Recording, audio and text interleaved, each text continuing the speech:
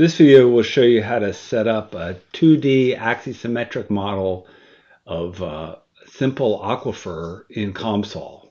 It'll build on a model that we just did that does this problem in 1D, and it'll use the same same file where we have the 1D model as component 1, and we're going to add another component. This will be a 2D axisymmetric component, component number 2. We're going to add the Darcy physics. It's recently used, but you can find it under fluid flow, porous media, Darcy law. So select it, and we'll also add a study. In this case, we'll just use a stationary study. And we use that to run the simulation. The geometry is a rectangle, width of 100, height of 10. The radial distance is 0.1. So it's the same geometry that we used in 1D, but now you can see it's got a 10-meter thickness. We're going to import the same variables that we used for the 1D problem.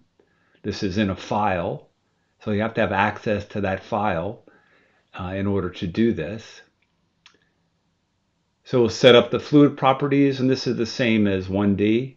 We're going to use rho 1 variable for the density of the fluid, and 0.1 is the porosity. But let's go and add in a variable called porosity that has a value of 0.1, and we'll use that to define the porosity in this case. Now the hydraulic conductivity we'll use with the variable K that was in the file that we just imported. And now we put in the far boundary condition. It's a pressure boundary, and we're going to set the pressure to 0. And the boundary on the other side, this is the well. So we'll specify the flux coming into the well. It's called the normal inflow velocity. And we already set up a variable name called well flux. It's right there. And we need a finite element mesh on this. So this is what the default mesh looks like. If we zoom in a little bit on this, it's kind of hard to see the mesh with it skinny like that. There's the mesh. It's extremely coarse.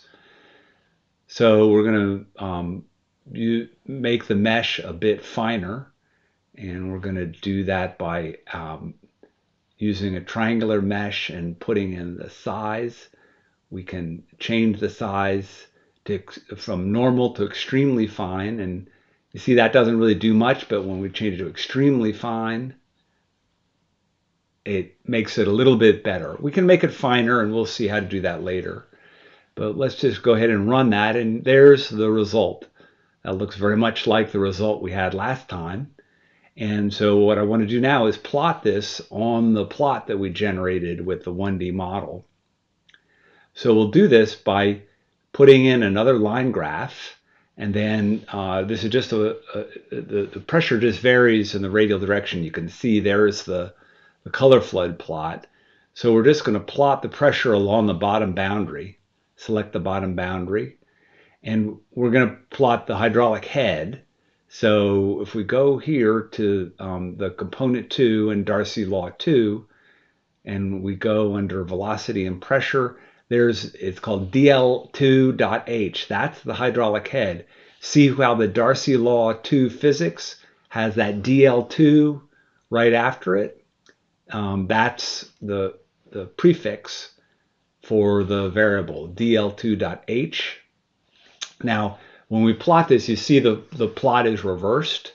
So that's because the x-axis needs to be changed to r, the radial distance.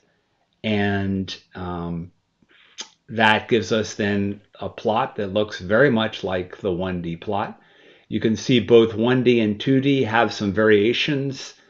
On the left-hand side where radius is small, that's because the mesh there is quite coarse, and those variations from the analytical solution are because of that coarse mesh.